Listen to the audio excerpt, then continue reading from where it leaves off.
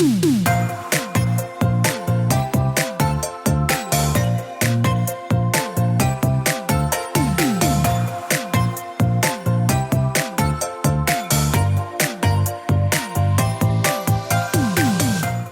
to the Plant-Based Podcast.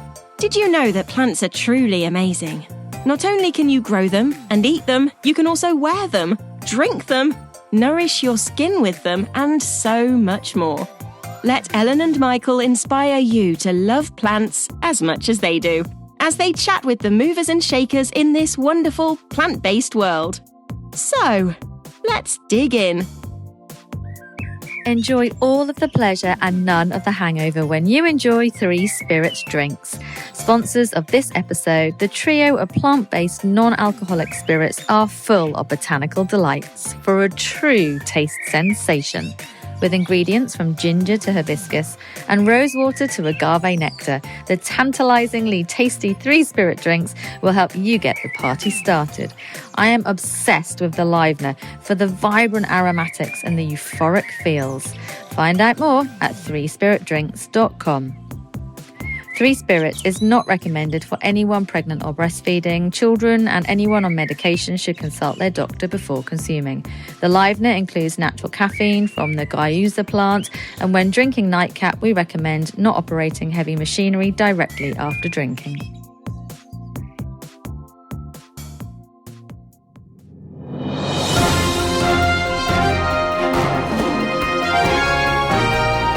Welcome to the Plant-Based Podcast News. Your horticultural news roundup for the week.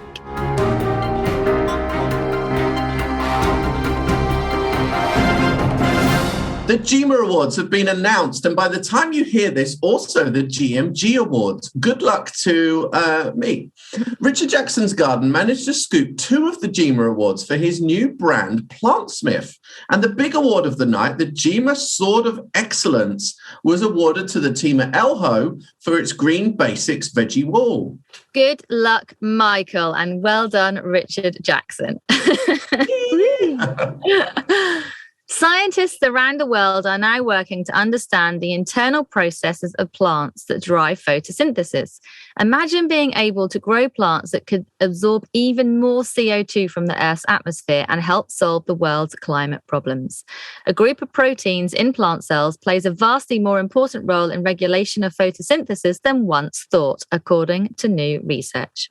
The research is an important step towards fully understanding photosynthesis regulation and increasing CO2 uptake in plants to benefit the climate. Find out more on ScienceDaily.com website.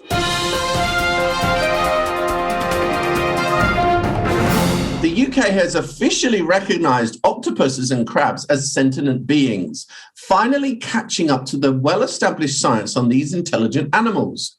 The science is now clear that decapods and cephalopods can feel pain, and therefore it is only right they're covered by this legislation, UK Animal Welfare Minister Lord Zach Goldsmith said in a statement.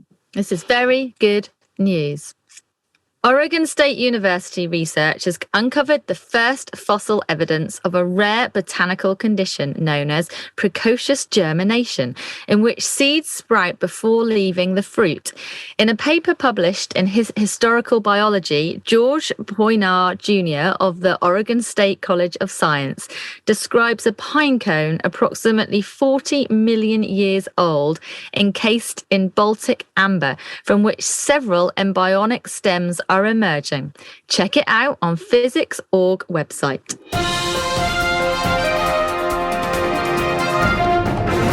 British holidaymakers must stop having sex with strangers on Gran Canaria sand dunes because they're harming rare plants and bushes, scientists say.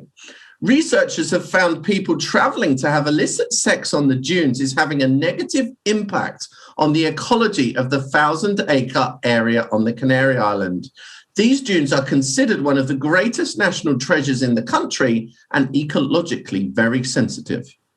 Preserving plant seeds and other genetic material warrants investment of hundreds of millions of dollars, as it provides a lifeline for the future, scientists say. If the world ends one day, these collections will bring hope of a new beginning to life on Earth. Amazing. The rapid loss of biodiversity and germplasm resources is the main reason for the establishment of seed banks. There are now more than 1,750 such banks globally, according to the United Nations Food and Agriculture Organization. Plants can save the world.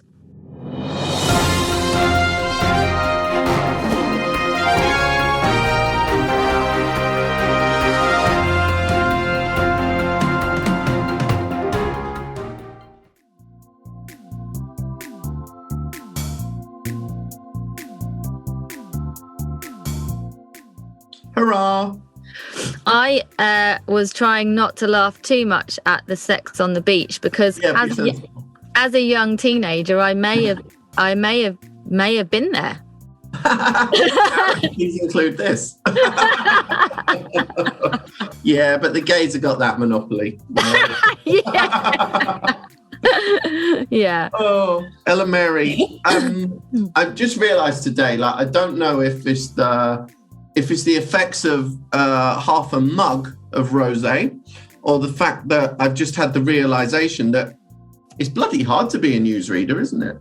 It is actually. And it's like keeping the flow and the tone and saying all the words. Like if you say something that's not a very good, like it's not a positive news report, and you're kind of quite like, that would sound really weird, and like vice versa. So it's actually really hard to do. It's like 100 people died today. Yeah, it's really weird.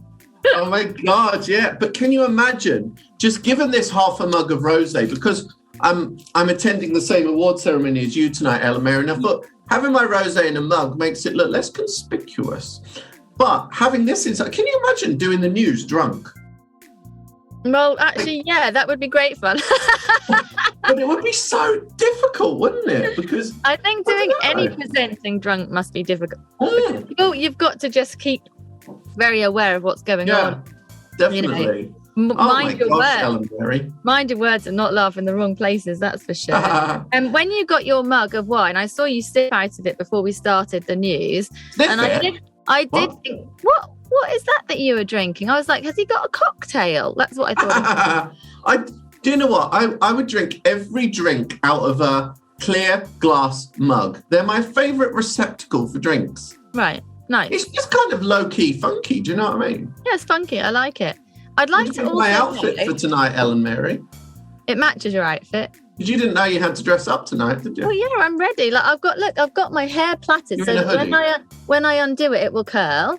And then being in a hoodie ready. I've got a hoodie on with nothing on underneath. What are you doing? Well, you're saying my chest. Oh my gosh, she just lowered the hoodie to show me her decolletage. Yes, it's a very nice one considering my age. So that I can quickly move on something else when we're done. Okay. I'm ready to go. Oh my gosh, well tell me everything you've been up to. I would just like to tell you why I was a few minutes late for the news today for this recording, and that is because I put some toast in the toaster and it's sourdough, and it didn't toast up, so I put it back down again and walked away and forgot about it. It burned and set all of the alarms off. What, all the alarms in the whole building? Yeah, well, once yours goes off for a little while, they all go off. Oh my God. Oh, do you know what? In the last 6 months, I've been in a hotel, I think 2, almost probably 3 times when their fire alarm's gone off. Yeah. And do you know what? When you're in bed in a hotel and the fire alarm goes off, yeah, of course, there's the risk of a fire, but it's really bloody annoying. I know. As well. And you've always got that, you can relate to this, Ellen, but you don't know whether to take it seriously or not. I know. Isn't that weird? What is that? Yeah. But it's like if a fire alarm is going off in the middle of the night when you're in bed, it's clearly not a drill. It is a real thing. But we all go, is it real? Do I have to get up? Surely it's not. Come on. And I don't know. It's I would sleep naked. This is not classified information. But I don't want to sleep in my clothes for the rest of my life in case the fire alarm goes off. But now they've gone off twice in 6 months. I've got that fear inside me, Don't you have your silk robe nearby? You must have your silk robe nearby. You could just slip it on. But they're also right above the bed. So obviously I know they're there so you can hear them. But it's also so intrusive. Oh, I can't believe who I am now. Sorry. Who have you become? Oh my God, Ellen Mary, geez. Now, I would say that that's a complete fail. And on that note, we should talk about fail of the week. So I'm going to give you my fail of the week. This is my complete gardening stupidity at the end of the day. Yay. I garden on the balcony and here in North Carolina with containers. And it's been really, really cold. And it has rained a little bit on and off as well. But because of the cold, I've not really gone out on the balcony quite so much. And I've kind of forgotten the fact that containers really do need watering still, even during winter. If it's dry weather or if the rain isn't getting to the pots, you still need to water them. So basically, I went out there the other day. Like usually I'm out there really early when it's still dark because the dog needs a wee, or late at night when I wrap the plants up. And I hadn't even really noticed that quite a few of them are dead because I forgot to water them. So there you go. Water your containers. That is a gardening fail. Because I guess there's a cover, so it's not like the rain's getting in them. No, so there's only 2 areas on the balcony at either end where there's no cover. Those plants get water. And the ones at the end that I wrap are the ones that are getting the water. So I just paid no attention because I've been busy doing other stuff, life, you know. And I looked out there and I was like, lots of dead plants. Fail. But you know, this time of year, it's really easy to take your attention away from the outdoor space, isn't it? Because you don't spend time there. Like my garden's just like, as I tell you every week, hungover. But I have the opposite problem in my containers because I planted some stuff into quite fancy pots that don't actually, like, I forgot they don't have drainage holes. And when you've actually got rainfall that keeps coming down on those pots, they actually get really, really waterlogged. And of course, at that point, you can't lift them because, like, what you're going to do, because they're all waterlogged, they're almost like half pond, half pot. Yeah. And so, like, how am I going to then drill a hole to actually add this drainage? So I tipped one over in on the driveway the other day and to like let it drain and kind of get it ready to drill.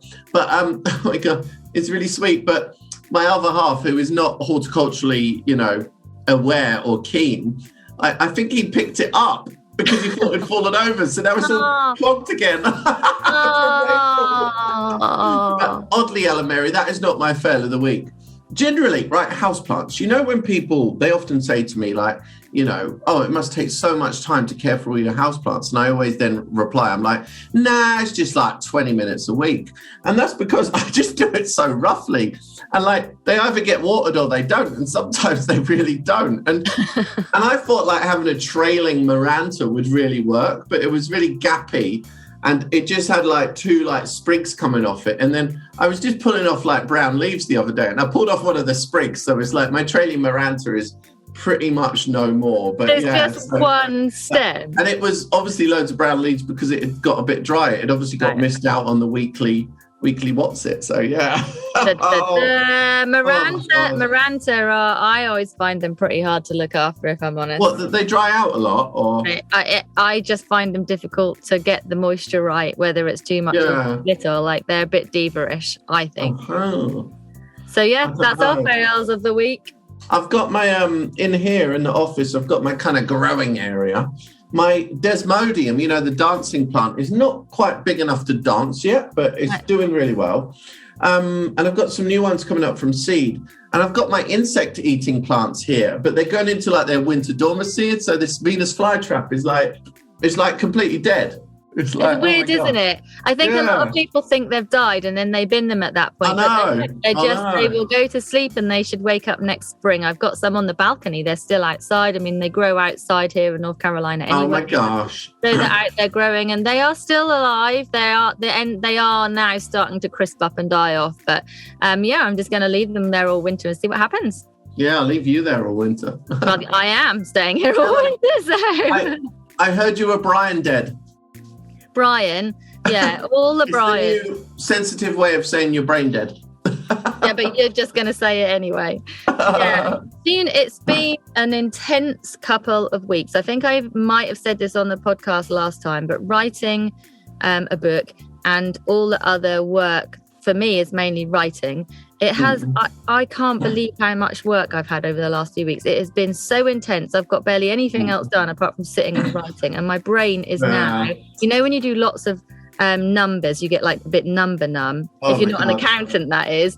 I get word numb, and I actually start not being able to string sentences together because I've just been writing like thousands and thousands and thousands of words. Thankfully, it's done. And next week, I'm going to start adventuring and doing the stuff I really want to do and get out. I wonder if there's anyone on Earth who ever got their booking early before the deadline. Because I didn't, that is for sure. I really, really wonder, because I don't know, these things take so much like discipline, really. Yeah. And also, it's not like people don't have discipline, but there's also a thing called real life as well, you know? Yeah. And also, like when you're writing, you might have blocked out a day to write and like, right, I've got nothing on this day, so this day I'm going to write all day. And then you sit down to write and you've got nothing. Like your brain's just not in it. You can't do it. It's like you can't force it. So it's been an interesting period. But yeah, my Brian is now dead. Brian is now dead. You make it sound like you're the third person. Oh my God, honestly. What a drama. I know. We're moving on to drama of the week, but I've scribbled one down, but I haven't actually watched it, so I'm not sure if it's a drama or not. But someone might know.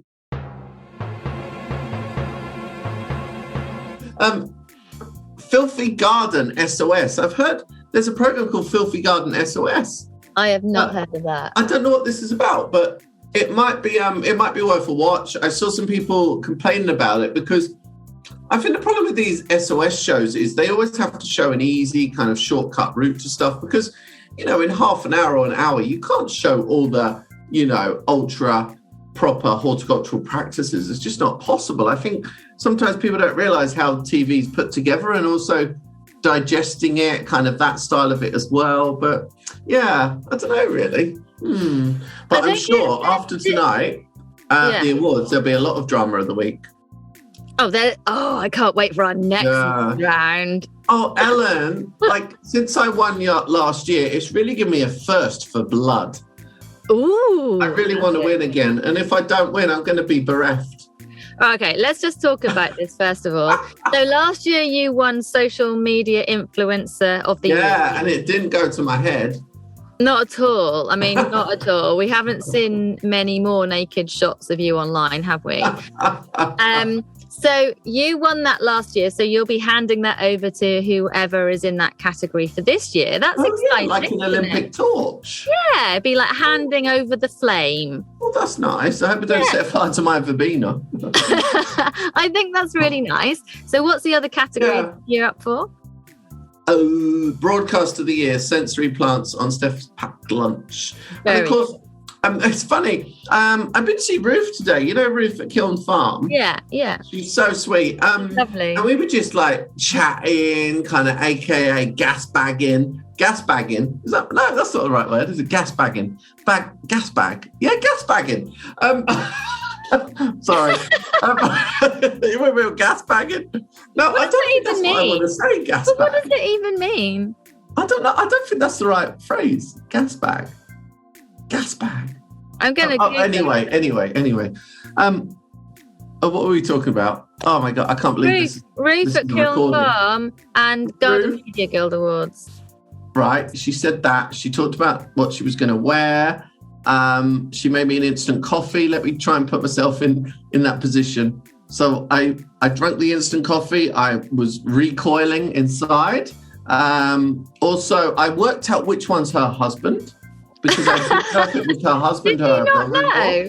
So that was a drama as well. There was dogs as well. But oh my God, what am I talking about? I don't know, but I'm going to help you out with something because I just Googled gas bagging. So yeah. I've just Googled. No, it's not a drug, is it? Okay, this is really funny. So first of all, it says it's an informal noun, a person who talks in a voluble way, especially about unimportant matters. Okay? That is us. But underneath, it says, in drug slang, bagging is a form of drug abuse akin to huffing. And then underneath it then also goes on to tell you what teabagging is as well. Oh, typical. Hey, Ellen, do you know what coffee bagging is? What? I don't know, but I'm sure it's bagging up coffee. Right, so I can't remember why I was talking about Ruth. She wished me luck in the awards. She's going to wear a nice frock. And I don't know. Let's move on. It's fine. Honestly, we've been busy. Oh, my God, honestly. Is it your age? I don't know, darling. I just like all our listeners to know how bereft you look right now on the camera. You are literally like, oh my gosh, I can't believe I've forgotten what I'm saying. I know. Hey, do you think I look like I own a plant shop? No. Why? Oh, why not? Well, you can look however you want to look to own I've got a hipster hat on and a floral shirt. How much more plant shop do you Oh, is that what you look like if you own a plant shop? Well, I guess so, but yeah. Do you know, Ellen, I look like I have these little like shards of thinking, and I'm like, wouldn't it be cool to open a plant shop? Yeah. Do you know? But not an indoor plant shop, because I think that's very passé. A balcony plant shop. Yeah, that's cool. Do you know Botanical on Norwich Market that we've been to? God, I forgot about them. I haven't seen them on Instagram for ages. I follow them. I think they got like a big warehouse or something, but they've sold their market stall, the business of the market stall. And I was genuinely tempted. Have they really? Yeah, I was genuinely tempted. I don't know anything. To buy them. Where are they? Why have I not got them on Instagram? I don't know, Michael, but I think when you follow a lot of people, it's not always possible to see everything. Mm-hmm. Just so you know. So they sold the market business? Yeah. But when they put it up for sale, I was genuinely tempted, but then I realised I'm not there enough to do such. I see this. They're talking about we're sharing info on the new owner next week. Yeah. He's a savvy old shrimp, isn't he? I hope. I guess so. He's nice. Yeah. No, in a good way. All plant shop owners are nice, I think. Yeah. There's a new one in Chiswick. Urban Tropicana. They had one in Northfields that was really cool, and now they got another one in Chiswick as well. Cool. It's good to see so many being open because so many more people are just so interested in plants. I know, but it is like, Ellen, I always think about this and worry about this. It's like, well, no, I don't worry about it, but like these people that love houseplants, I want to move them outside. Do you know what I mean? Because even if you haven't got a garden, you could grow a window box. And, you know, if you think houseplants are interesting, Ellen, wait till you meet outdoor plants. Do you know what I mean? I want to tell these houseplant people that, you know? Well, I mean, there you go. You've just given yourself a job to do. I know, totally. What are you doing? Are you texting your mum? No, actually, I was being really, really bad and looking on Instagram. What the flip? Is that because you haven't prepared your fan of the week? I don't have a fan of the week this week. Oh, no, I do have. Sorry. I have a fan of the week. Shall we do fan of the week? Yeah, this is a good moment. Insert jingle. My fan of the week is Josh from Kiln Farm Nursery. Oh, yeah, he's joined, finally. Josh has just joined Instagram. He was on the podcast talking about the apprenticeship that he's doing at Kiln Farm. And he is super lovely. He's the future of horticulture. And he would love for everyone to go follow him. Let's go support him. His tag. He's got quite a few posts up now. I'm just having he's posting away. He's really going for it. He's done some videos as well. It's all cool. So he's going to be showing you what he's doing on his apprenticeship and all the plants at the nursery and stuff. You can follow him at _plants and Josh _. _plants and Josh _ Go and support Josh. Fan of the week. Hey, cool. We're actually going to be working on some cool projects next year. I'll tell you about it offline, Ella Mary. Ooh. Hey. It's really cool. And he's got his pictures of Christmas trees and also the picture that we're in, which is the best one, actually. All stuff like that. So that is your fan of the week. But to be honest, that's a reverse fan because you're a fan of him. Do you know what I mean? Yeah, I'm a fan of him. He's obviously a fan of you, but this is the other way around as well. Yeah, there you go. It can work either way. Actually, to be honest, my fan of the week is the other way around as well. Well, maybe she likes me. I don't know. But do you know on Instagram, there's a lady called Monica Wild with an E on the end. Right. And she's been living off foraged ingredients, I guess you'd call it, for the last year. And today, actually on Black Friday, was her last day of that. I do wonder if she's having a pizza for breakfast tomorrow, but by the by. But How amazing. And some of the stuff that she's been creating is really, really interesting. And yeah, I would say anybody, let me just double check the correct name of her account, but it's Monica Wild. And it has just been so interesting to follow this journey. Yeah, Monica Wild with an E, all one word.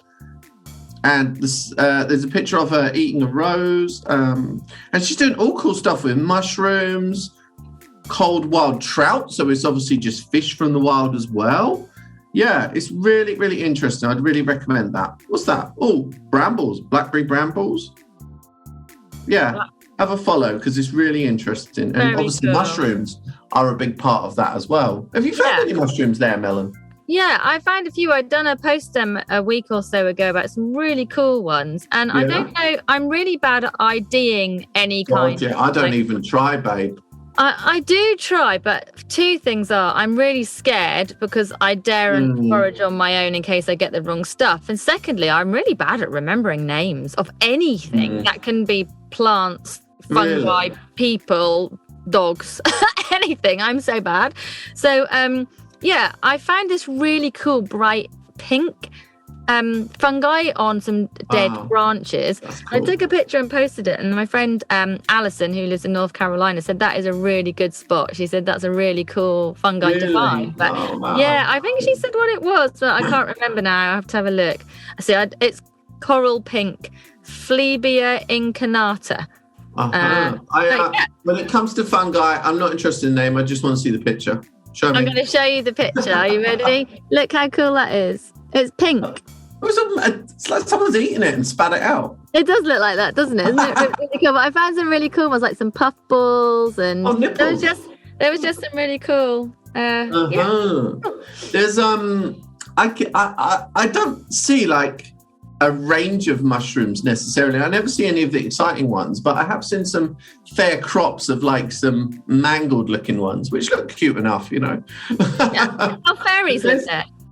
What? Fairies live there. Fairies live around mushrooms.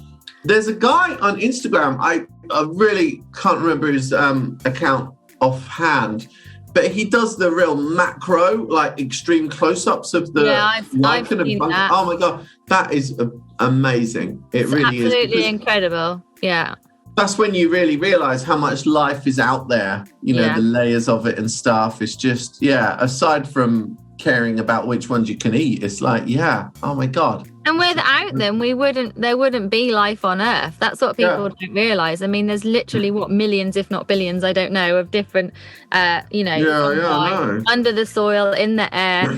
You know, the ones that that are edible that we eat, but the ones that support all of the ecosystems and in the soil and are, just in the natural world. But without them, we wouldn't be here. So they should be respected. Maybe. Are you working for the Mushroom Bureau? That was a bit of an advert, Ellen Mary. It excites me to think that plants save the world. No, defo. Cool. Talking of plants. Yeah? Can we do plant of the week? Yeah, if you must. Let's do plant of the week. Okay, so my plant of the week is the papyrus. It's super Which cool. one? Papyrus Tyrannus. Tetrapanix. Tyrannosaurus. Oh, I'm not sure. Is that with the narrow leaves, the one that they would use for paper? Yeah. Yeah? Oh, yeah, I love that one. I've got one in my little mini pond here. Oh, okay, right, cool. So I've got one, but the heads are massive. Like so big. They look like umbrellas. They're so beautiful. And you can propagate them, can't you, by putting them upside down in water? Oh yeah, you left one in my kitchen once that just Did you rotted. throw it away? Well, it rotted. Oh. Ow. Well, anyway, you're meant to be able to cut off like a bit of stem with the seed head on and put it upside down in water, and then you should be able to germinate it that way. But Ooh. And what you're growing it at the moment then, or? yeah, I've got a really big one and it's so beautiful. I don't know where I'm going to put it. I'm literally running out of space now. And I never thought I'd be able to say that, but when you're in a rented apartment, you can't use all of the wall space like you might do in your own, like, just putting the walls and shelves up and stuff where I would put more plants. I can't necessarily do that. So running out of space. It's so funny. I remember when we were in the apartment in New York, and I don't know why, Ellen, but I never ever bought a houseplant. No, I get that. I understand that. I guess so, but when I was when we were in the apartment in China, I was out of control. I don't know what was different. Maybe, I don't know, sometimes, like with dollars, you can easily understand the currency compared to UK. Whereas when it's like currency that's kind of completely foreign, that's kind of then in the hundreds, or do you know what I mean? When a pound is like 200 of something, it's kind of like out of your brain a bit then. It's like monopoly money at that stage. So that's maybe why I bought more houseplants in China than New York. Is that a good maybe? Or not? But they're probably all dead now, right? Yeah, oh yeah, definitely. So my plant of the week is Senecio angel wings. Nice. And this is a plant that is, it's actually Falkland Islands. That's where it grows in the wild. And it's got these big kind of really felted silver leaves. And awkwardly in the summer, it has a yellow flower that is really out of place and you should remove it at the first sight of it. But it makes such, oh my God, it's such a great border plant.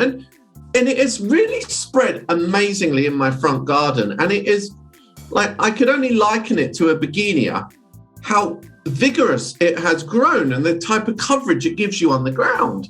Okay. And I'm really quite surprised because this is one plant that I planted and I thought it would be more of a diva because I thought, it's kind of felted leaves. I thought like, it's going to complain if it gets too wet in the winter or blah, blah, blah. But it is the easiest plant of all. And it is really glowing and it almost glows in the dark at night. Some people talk about slug damage because the minute you get that, the leaves sort of turn green because they obviously eat off all the fur and the silver fur. But mine have never had any slug damage and they're really, and they glow in the dark. They're almost like stronger than my solar lights, so I can see the way to walk down my pathway thanks to my angel wings. Well, that's because they're angel wings and they glow. Oh, you're so drippy. Do you remember when there was a plant, Aurelia Sun King, and that was a glow-in-the-dark plant? And there was actually something about the chlorophyll held onto something at night, into the night, and it really did have this glow in the evening. It's quite hard to get hold of now, but I remember we listed it a few years ago. Yeah, that's exciting. No, I didn't know about that. I know my angel wings do have some slug damage at home in the UK. Not massively, considering how many slugs I do have in the garden in the UK because it's overrun with them. So it does have some slug damage, but not enough to really make it look terrible. And it's really pretty. I don't have to do anything with it. It's in a pot with some other plants and it's very, very pretty and sensory, that lovely velvety feeling. Yeah, no, totally. Sensory garden. Oh my gosh. Very good. Well, Michael, I don't know about you, but I've got to get ready for this awards ceremony now. You said you were ready. You said I need to put some makeup on and take my plaits out. I need to take my plaits out so I can make my curly hair. But I was just going to talk to you about your allotment. Oh, yeah, you went. I didn't hear much about it. What happened? Yeah. Oh my gosh. The chickpeas really didn't. I think, it's difficult in a UK climate to get the fullness in the pod. And so I started picking a few and I was like, this is not going to go anywhere. Yeah, so really hard on that. The acacia had got the frost, so I was obviously too late for them. And that the plant had kind of melted and like when you then looked at the pods, they kind of looked all right, but they were actually, starting to rot as well. But globe artichoke with a flower on. You say you planted that this year. That's amazing. I planted that in the summer this year. That's really cool. Oh, your dahlias are all they've cocked it. So I'm hoping. I'm hoping that Barney and Trina, my friends, will be going down there to mulch them. But have we already had frost? Because that's worrying. I think maybe the other day, but even if they get frosted, they'd probably be all right under soil, wouldn't they? Well, there's this constant debate, which we've talked about before, as to whether you should lift them or leave them in. But you should, if you're going to leave them in, they need a really heavy mulch. The only thing is that if they've all died back, the foliage may be protecting the tubers a little bit, but then I feel like they probably should have been mulched by now. You should have said before I went at the weekend. I thought you were going to leave them as is. I'd ask some friends to do it, and also it's quite a big job. Like, it all has to be cut back and gone in the compost, and then mulch needs to go over that whole border. So I think maybe if it's not done soon, I will probably lift them and just have to replant next year, which is a shame because they were all new tubers. Or I could just risk it and see what happens, you know. Well, that was I just felt I needed to report back to you with an audience. Okay. Well, you better go and get ready, babe. So would you. I mean, you've still got your hat on. I'm assuming you're going to take that off for the award. No, I'm going to wear it. This is my flower shop look. That was a joke. Do you know what, though? When you're doing Zoom and online stuff, and I messaged you about this the other day, it's like really, it's quite a fun area that's opened up. But also, if your hair is messy, it never shows up as messy on camera. It doesn't. You're right. It's weird, isn't it? Yeah. It's good. If your shirt is not ironed, it does not show on camera. Nobody would know. Nobody's going to know. Sometimes you got to love a pandemic. Once in a lifetime is quite enough, though. Thank you. I know. Oh, well, Ella Mary, I'm on 9%. All right. Well, good luck. I hope you've got you 16 win. minutes to get ready. And if you don't win, we'll talk about that on the next round, of course. We'll do a special episode. Yeah. And if I win, then there'll be tears and everything. Oh, my God. As well. Such a diva. Well, I'll see you again in 10 minutes in another room. We will. Bye. Oh, bye. I am actually going, aren't I? Yeah. Thank you for joining us on the podcast today. This episode is sponsored by Free Spirit Drinks, the botanical trio of non-alcoholic drinks that are made entirely of plants. Visit the link in the podcast description to get 10% off your next plant-based spirit. Enjoy.